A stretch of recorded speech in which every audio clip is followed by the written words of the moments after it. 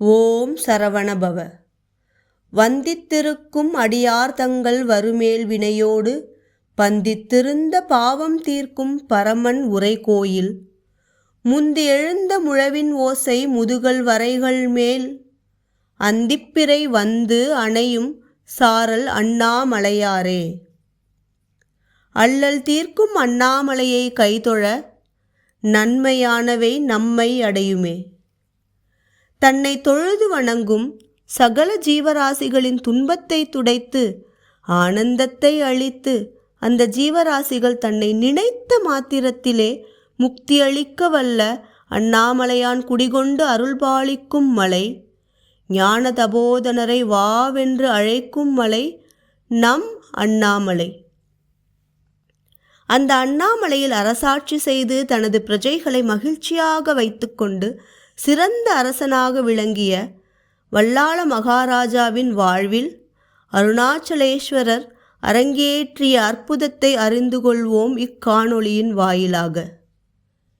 எப்படிப்பட்ட ஜீவராசிக்கும் தன்னை நினைத்த மாத்திரத்திலே முக்தியை வழங்கும் அண்ணாமலையார் தனக்கும் தொண்டு செய்து தனது மக்களையும் அடியார்களையும் அன்புடன் கவனிக்கும் ஒருவனை கைவிட்டு விடுவாரா என்ன?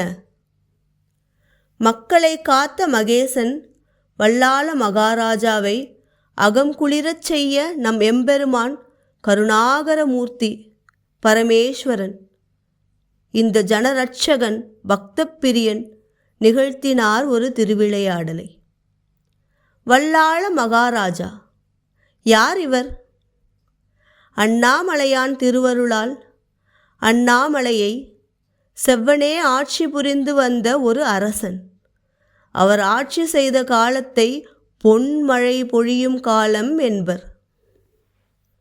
அந்த அளவிற்கு மக்களை நன்றாக கவனித்து வேண்டியதை அளித்து எவருக்கும் எந்த குறையும் இன்றி நாட்டில் கவலை என்பதற்கு இடமும் இன்றி செங்கோல் ஆட்சி செய்து வந்தார் வல்லாள மகாராஜன்.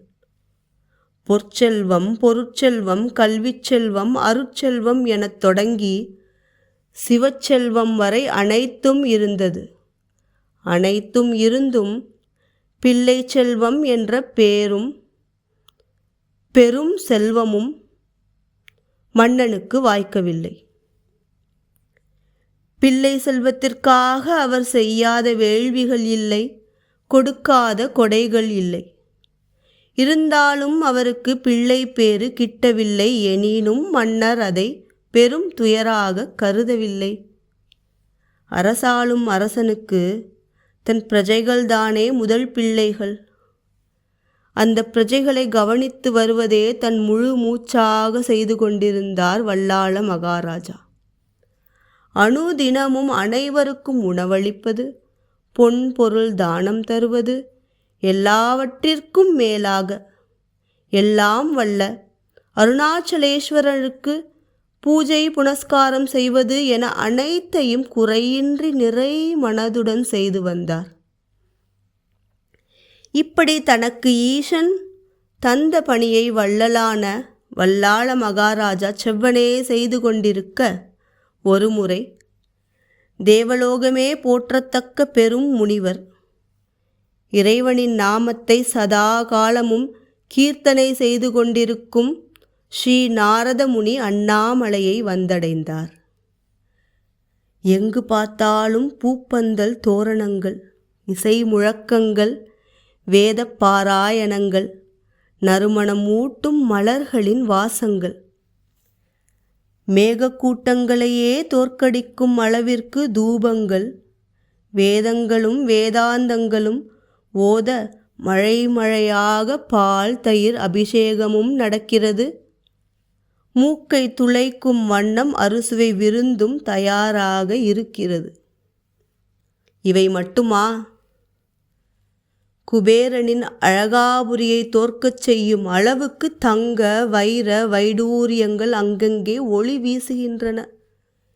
இதையெல்லாம் பார்த்து நாரதர் வியந்து போய் பரவசத்தில் ஆழ்ந்தார்.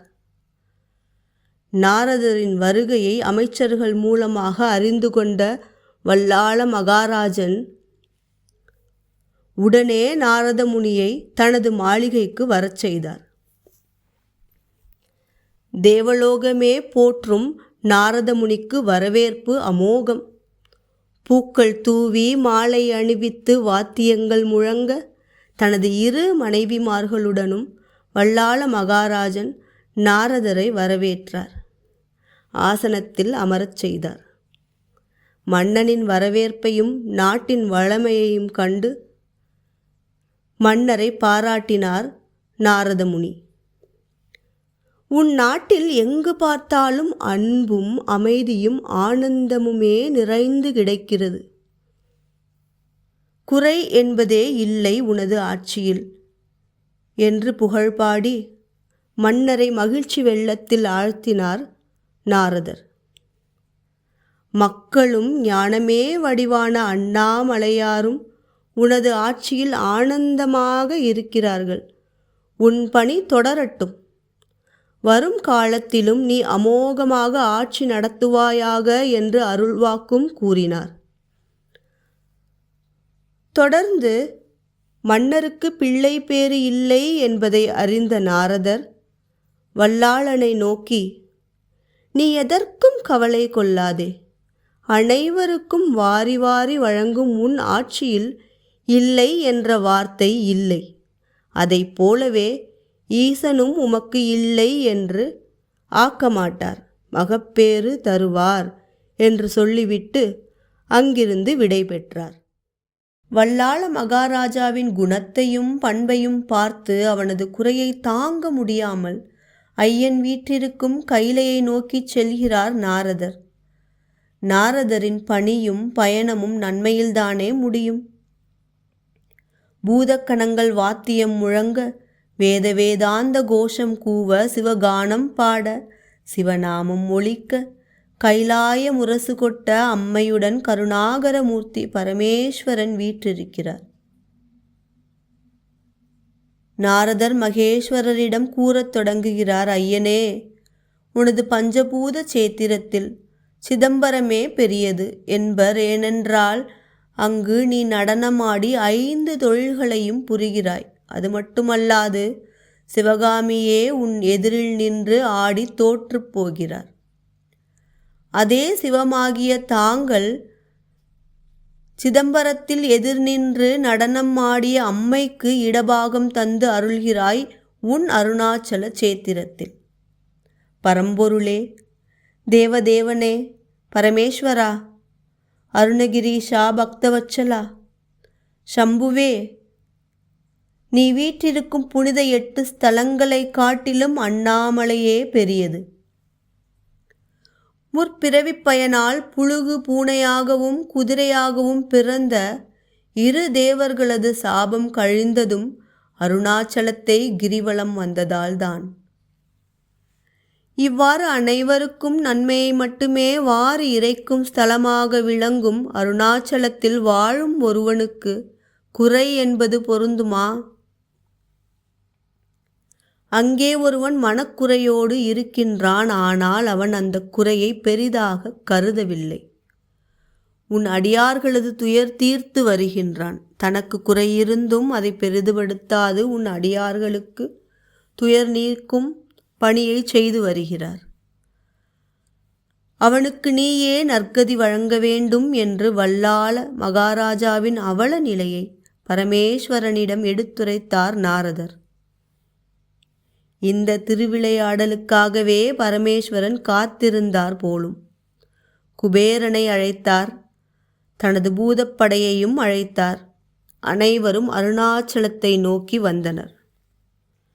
காபாலியர்கள் வேடத்தை பூண்டு ஊருக்குள் சென்றனர். அருணாச்சலத்திற்கு வரும் சித்தர்கள் ஈசனுக்கு சமம். அருணகிரி யோகி சித்தனாக வருவது வழக்கமல்லவோ? வந்த சித்தர்கள் அன்புடன் வரவேற்கப்பட்டனர். அவர்களுக்கு வேண்டியதை செய்ய தயாரான நிலையில் இருந்தனர் அனைவரும்.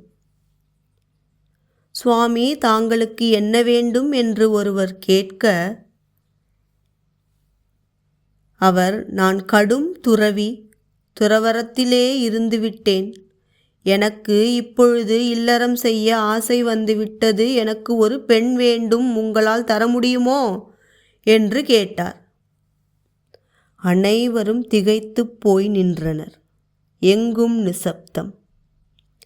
வாயடைத்து நின்றிருந்த அனைவரையும் கண்டு அகோரிக்கு கோபம் வந்தது. என்ன, எனது பேச்சுக்கு பதில் வரவே இல்லை? எனது ஆசையும் இச்சையும் போகவில்லை என்றால் நீங்கள் அனைவரும் கடும் துயருக்கு ஆளாகி விடுவீர்கள்.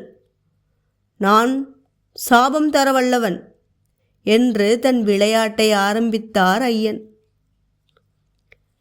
பிறகு அமைச்சர் வந்தார். விவரத்தை அறிந்து ஆராய்ந்து இந்த நாடு முழுவதும் தேடி வாருங்கள் என்று சொல்லி ஆட்களை அனுப்பி வைத்தார். அவர்கள் தேடும் பெண் கிடைக்கவில்லை. வீட்டில் இருந்த பெண்களை பூட்டி வைத்தனர். பெண்கள் இருந்தாலும் இல்லை என்று சொல்லத் தொடங்கினர் ஊர் மக்கள். இதையெல்லாம் கண்டு அமைச்சர் அஞ்சி அரசரிடம் சென்றார். அரசன் பிற நாட்டிற்கும் தூது அனுப்பினார். அப்பொழுதும் கிடைக்கவில்லை கேட்ட பெண். இறுதியாக அந்த அகோரியை காண அரசன் சென்றார். அரசன் அகோரியின் முன் சிரம் தாழ்த்தி வாய்மேல் தன் கரத்தை வைத்து பேசத் துவங்கினார். சுவாமி, எங்களை பொறுத்தருளவும், இன்னும் சிறிது அவகாசம் தாருங்கள் என்று கேட்டார். அதே போல அகோரி அவகாசமும் தந்தார். அங்கேயே காத்து கொண்டிருந்தார் அந்த அகோரி. மன்னர் தனது மாளிகைக்கு சென்றார். தனது இரு மனைவியரிடமும் இதை பற்றி ஆலோசித்தார். மூத்த ராணி, சுவாமி, என்னை அனுப்பிவிடுங்கள். அவரது கோரிக்கையை நான் நிறைவேற்றுகிறேன். நமது நாட்டுக்குள் யாரும் இல்லை என்று சொல்லக்கூடாது. இல்லை என்ற மனதுடன் நம் நாட்டு எல்லையை தாண்டக்கூடாது என்று கூறினாள் மூத்த ராணி. இளையவளும் சளைத்தவள் அல்ல. அக்கா, சிறியவள் இருக்கும் பொழுது பெரியவளுக்கு என்ன வேலை? நான் செல்கிறேன், என்னை அனுப்பிவிடுங்கள் மன்னா. நம் நாட்டிற்கு இல்லை என்ற சொல் இல்லாதிருக்க நான் அகோரியின் இச்சையை போக்குகிறேன் என்று இளைய பிராட்டி சொல்ல அரசனுக்கு கண்களில் நீர் பொங்க ஆரம்பித்தது. இருவரின் சிவப்பணியையும் மனதைரியத்தையும் கண்டு மகிழ்ந்து அவ்வாறே ஆகட்டும் என்று அந்த அகோரியை அழைத்தும் வந்தார் மன்னர். அறைக்குள் அகோரியை அனுப்பிய அந்த கணமே அகோரி சிறு பிள்ளையாக மாறி இளைய பிராட்டியின் கரத்தில் சென்றார். அவள் அந்த சிறு பிள்ளையை எடுத்து அரசனின் அருகில் செல்வதற்குள் அந்த பிள்ளை மறைந்து விட்டது. அரசனுக்கும் 2 ராணிகளுக்கும் மட்டற்ற மகிழ்ச்சி. அருணாச்சலேஸ்வரரின் அருள். அருணாச்சலேஸ்வரரின் ஆலயத்தை நோக்கி விரைந்தனர். பைன்பண்ணே பவளக்கொன்று பரமனே என்று ஈசனை துதிக்க ரிஷபருடனாக பரமேஸ்வரன் காட்சியளித்தார். சுவாமி அவர்களை பார்த்து, வள்ளலா, யாம் மகிழ்ந்தோம். உமது ஆட்சியில் யாம் பரவசம் அடைந்தோம். உமக்கு பிள்ளை பேறு இல்லை என்று வருந்தாதே. உமக்கு நாமே பிள்ளையாக பிறக்கிறோம். உமக்கு ஈமச் சடங்குகளை நானே செய்கின்றேன் என்று அருணாச்சலேஸ்வரர் வாக்களித்தார். அதுபோலவே வருடா வருடம் மாசி மாத மக நட்சத்திரத்தில் அருணாச்சலேஸ்வரர் வல்லாள மகாராஜாவுக்கு திதி கொடுப்பது வழக்கம். இந்த கதையை கேட்டு அண்ணாமலையானின் திருவிளையாடலை உணர்ந்து குழந்தை பேறு என்ற பெரும் வரம் வேண்டி இறைவனை நோக்கி பிரார்த்திக்கும் அனைவருக்கும் அருணாச்சலேஸ்வரர் அருள் புரிய வேண்டும் என்று நாங்களும் சுவாமியை வேண்டிக் கொள்கின்றோம். அண்ணாமலையாருக்கு அரோகரா, உண்ணாமலை அம்மனுக்கு அரோகரா. திருச்சிற்றம்பலம்.